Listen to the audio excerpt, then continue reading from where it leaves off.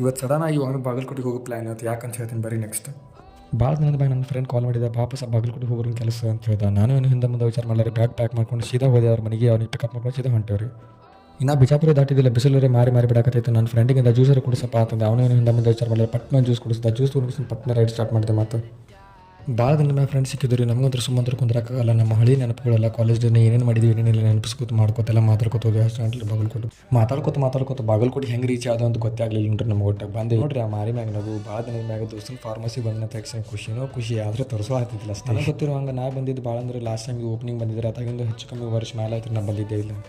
ನೋಡಾಕರೆ ವಾತಾವರಣ ಎಷ್ಟು ತಂಪಿತ್ತು ಹೇಳ್ತೀನಿ. ನನಗರೆ ಬ್ಯಾಗ್ ಅದೆಲ್ಲ ತೆಗೆದು ಒಗದು ಜಿಗ್ದಾಡೆ ನಂಗೆ ಅನ್ಸಿಟ್ಟು. ಅಟನ್ಲೇ ನಮ್ದು ಒಂದು ಹುಡುಗ ಬಂದ. ಅಪ್ಪಿ ಏನು ನಿನ್ನ ಹೆಸರು ಬಾಯ್ಲಿ? ಈ ನನ್ನ ಮಕ್ಕಳಿಗೆ ತಿಂದ್ಬಿಟ್ಟು ಮನೇಲಿ ಬೇರೆ ಏನು ಕೆಲಸ ಇರಲ್ಲ, ಇಲ್ಲಿ ಬಂದು ನಿಂತ್ಕೊಂಡು ಹೋಗೋ ಬರೋರ್ನೆಲ್ಲ ತರಲೆ ಮಾಡ್ಕೊಂಡು ಪೋಸ್ ಕೊಡ್ತಿರ್ತಾರೆ ಬಡ್ಡಿ ಮಕ್ಕಳು.